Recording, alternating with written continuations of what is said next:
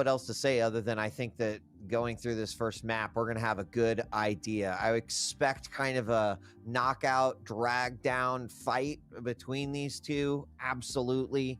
But it's a hard one to call. It really is. So get your predictions in.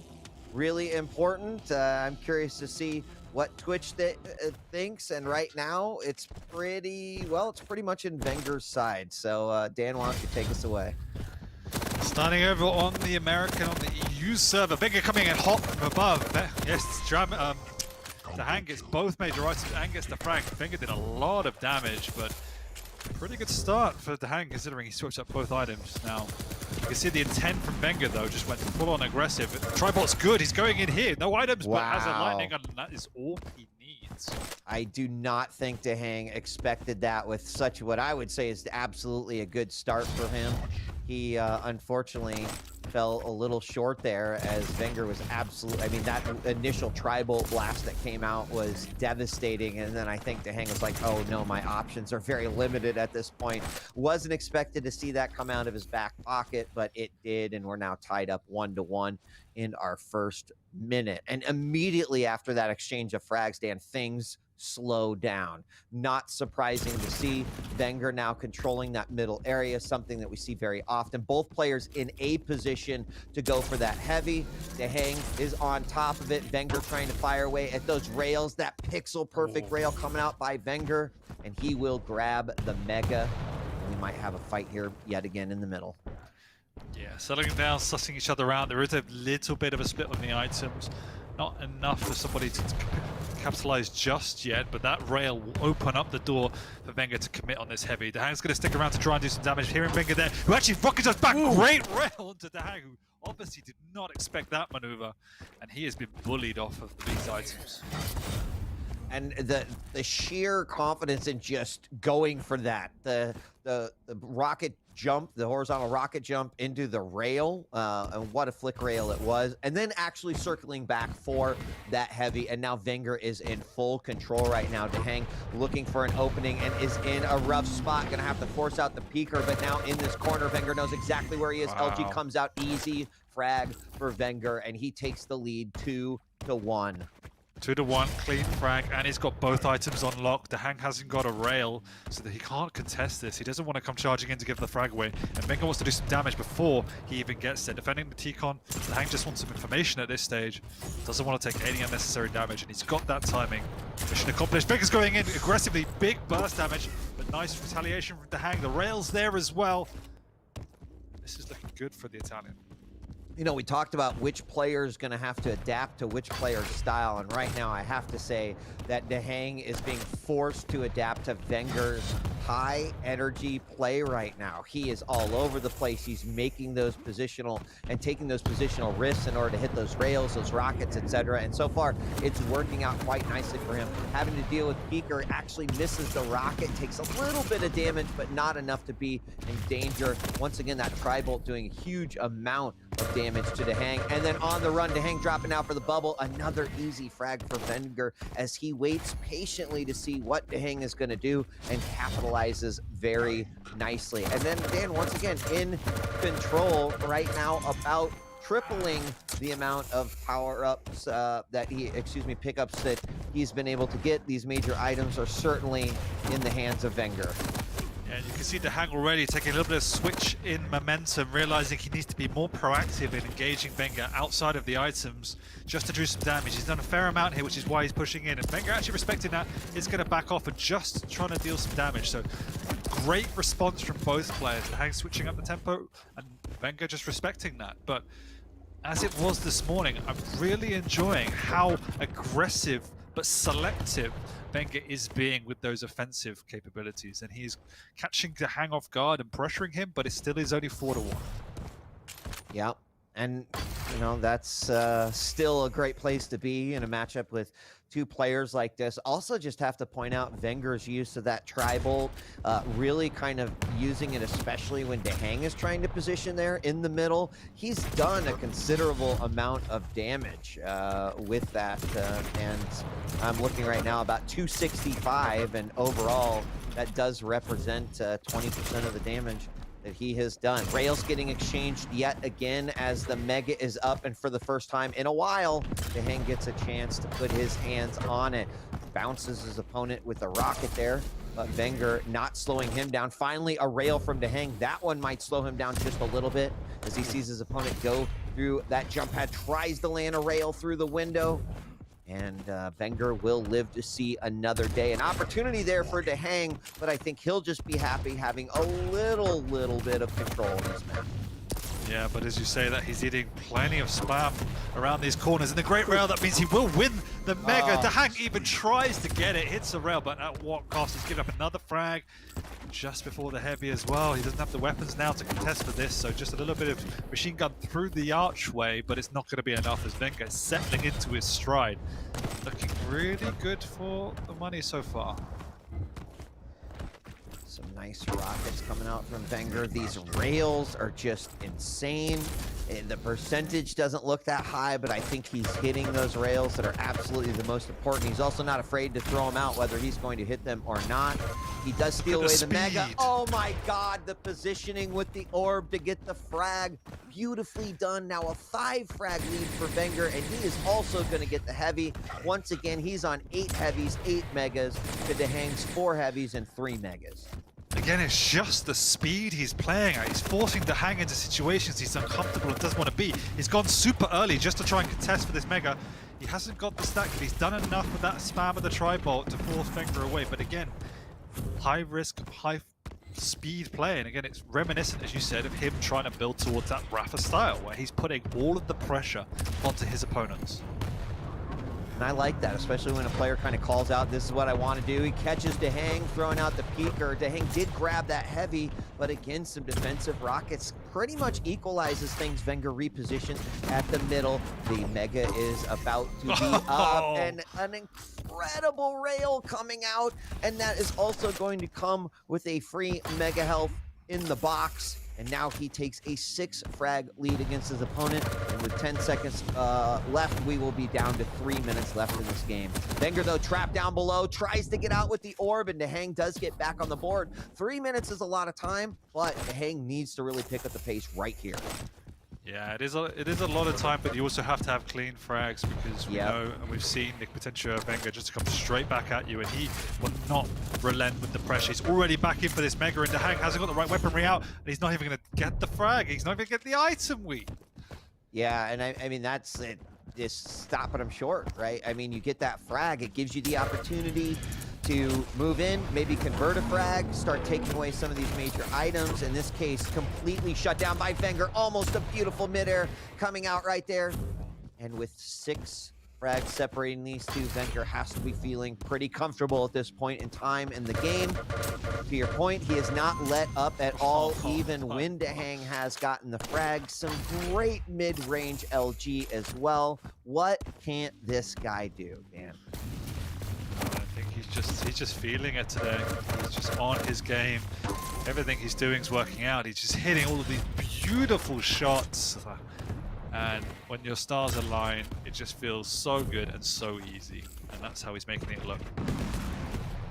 He really is. He really is. And in the final moments, he's looking to probably just close this out with the same level of control that he had in the opening 3-4 minutes. LG coming out again as DaHanG barrels around the corner, and another. I mean, he just makes it look so easy, and it's impressive considering what an opponent DaHanG is. And I think you called it, right? Like, DaHanG wants to be surgical, wants to be calculated, but when you're constantly throwing wrenches into your opponent's plan, and that's exactly what vengeurR's doing, forcing you into situations that you don't necessarily allow you to capitalize on your own strengths. This is what you can expect. A 10 frag difference with less than 1 minute to go. Peeker coming out, but man, the damage still getting dished out. DaHanG does manage to pick one up with that shotty. But it's, for those of you that didn't see this morning, vengeurR on this map versus base, it's exactly the same in terms of the tempo he's playing at. He had Galena, but the reason this is all possible is because he's timing perfectly, he's executing well, and so he's able to take these high-risk maneuvers because he has such a stack advantage, and he's got the aim and execution to follow it up. So it's not only in the mechanics and the execution, he's also out-strategized DaHanG and just played a much better map. You know, I think if vengeurR continues to play and continues to play in this way as he picks up one more just for good measure in the final moments of this matchup, I could see him finally living that dream of wanting to make it further than I think he has been able to in these stage finals. Keeping up a consistency and a pace at which he's playing is difficult, but he is clearly loving life inside the arena right now with a phenomenal win over DaHanG for map number 1, 13-3. That puts a lot of pressure on DaHanG here for map number 2. Absolutely. I mean, we've been saying for a while now, when is the time to vengeurR to step up and take his achievements even further? I mean, that's a big ask considering, you know, he's consistently top 4, but he's someone we've got such high hopes for, and Lo can do it, and this is a new side to him. We've always said every single stage, we want to see him take maps away from opponents, suffocate them, put the pressure on, and that's exactly what he's now doing. So that is incredibly exciting and incredibly scary for the rest of the pool. And I said in the intro, I can see and expect a 2-0, and we have that very much on the cards because pressure on DaHanG, he doesn't want to go down to lower bracket. It's going to be a Royal Rumble down there. It is, and I think DaHanG wants to maybe take a page out of Rafa's book here, as you see Rafa actually tend to favor that BJ pick on Corrupted Keep. It's worked for some players. Others, I think, like you're not the biggest fan, right? I think it's definitely very, very useful in the right hands. But I just feel if you mess up the utility and you don't get it right, then it feels like a big waste. Whereas someone like Galena, it's almost impossible to get that wrong, and it's a lot more stable. Whereas the kind of highs and lows of the BJ, which can be managed easier, I think. Yeah. Well, Corrupted Keeps next on the docket. vengeurR on the Galena, and DaHanG on BJ. And I think you're right. I think there could be a potential here for a very quick 2-0. DaHanG has got to shut it down, and staying alive as long as you can with this pool of players, ZSX, is so critical and important. You get down to that lower bracket, and it is not just like some easy games down there. It is tough games against opponents who want to eat you alive. And it's your last chance, right? So obviously, if you make it all the way through, you get that one map advantage in the grand finals. For someone like for vengeurR, right, that would be huge, taking it to the semifinals. For DaHanG, I know he wants it just as bad, ZSX. He's been looking for it too, but he's got to stop his opponent right here, keep that dream alive. He's got to, and he's got to prevent the snowball. The last map felt close for 2 minutes, and then all of a sudden vengeurR just got an easy, clean frag, and before DaHanG could even blink or breathe, he was another 3 or 4 frags down, and it was unrelenting, and that's exactly what can happen on Keep. Obviously, now we're moving back over to North America, so whether that has an impact, we'll see, because aim definitely was a big factor, particularly with the lightning gun. He was getting bullied by vengeurR, and he needs to find a way to manage that. I mean, he might have the ability to do a little bit of that right here. Off the bat, DaHanG's going to get, I think, a spawn that he is fond of. There he gets the Mega and has himself the LG. He's able to rotate over, grab that rocket launcher as well, and that will do him nicely here in the opening moments, and if any initial engagements actually happen. And there we go, we see the double wheel, or the dual wheel, come out, and vengeurR was just one step ahead of DaHanG. I think 1 second slower up that jump pad, and that would have been potentially that first frag. But the first dual wheel that does come out does not yield much in terms of results.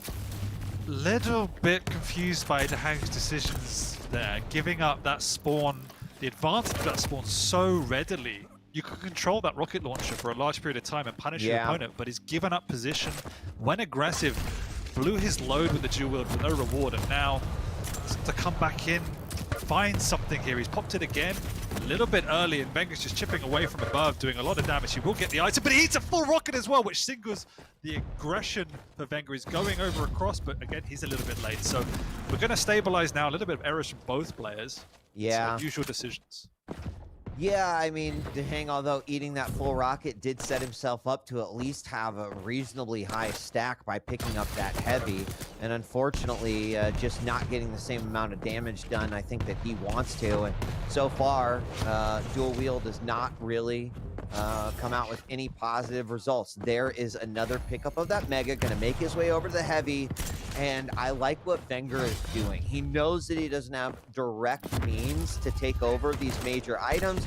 Another early pop of that dual wield, thinking his opponent was in the doorway of that red room. Not the case, and he'll have to wait for the cooldown yet again. Meanwhile, vengeurR is managing his totem placement as he possibly can. And as we have Mega coming up, looks like vengeurR might actually just favor to try to take over this heavy, and I like this idea. Or not.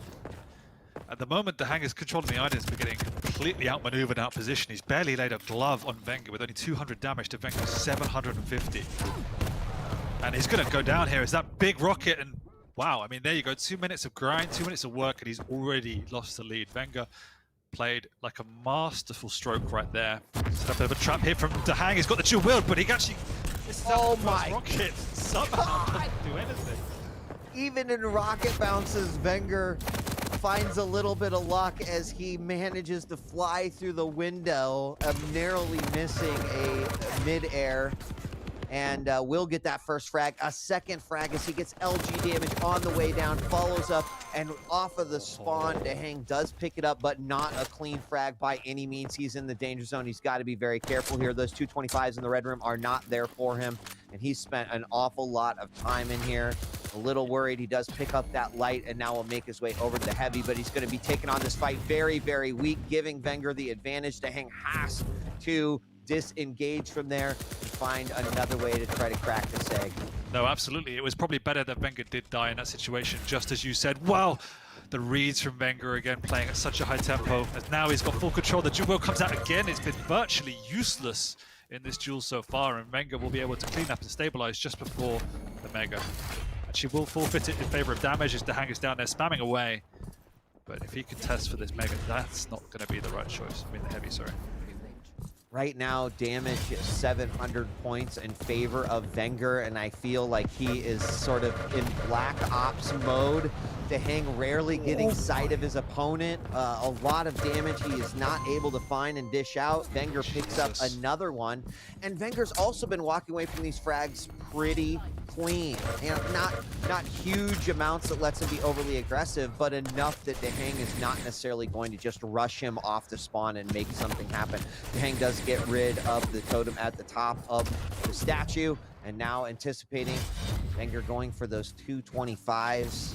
He does push vengeurR off, and now once again, vengeurR is just continuing with that LG in an epic way. 41% right now. He is 5 frags over DaHanG.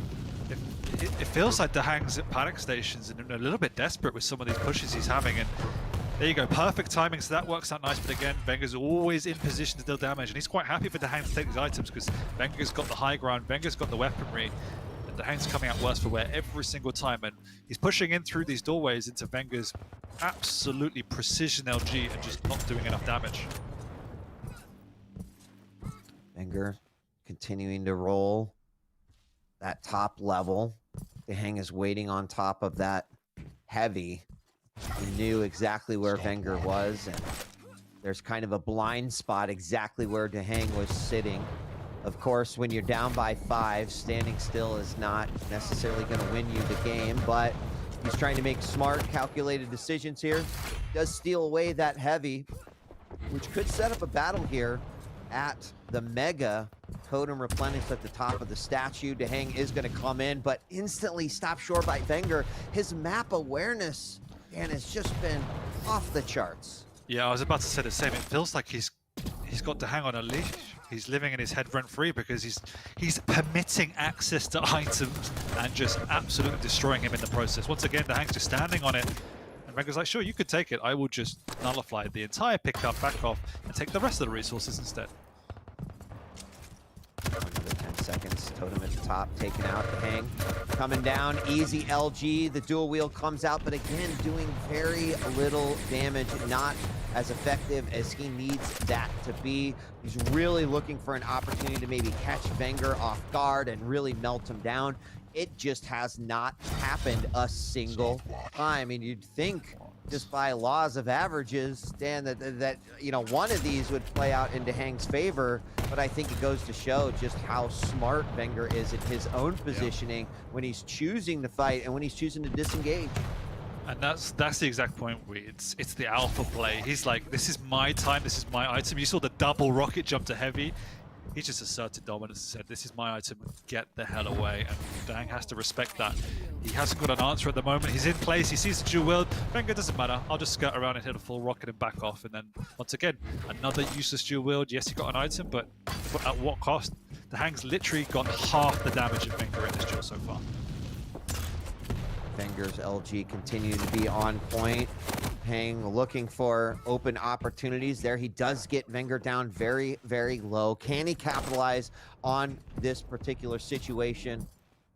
Where vengeurR has just 64 points of health, back up to 100. Heavy is going to be up. DaHanG's going to get that. First time in a while we've seen DaHanG with a better stack overall. Then vengeurR dual wheel comes out as he comes in, and a huge totem hit which puts DaHanG on the ropes. vengeurR still managing to run away with 16 points of health. DaHanG just cannot get that finishing blow. vengeurR already getting back up to 91, and that's got to be frustrating when that dual wield is just not doing what you want it to do.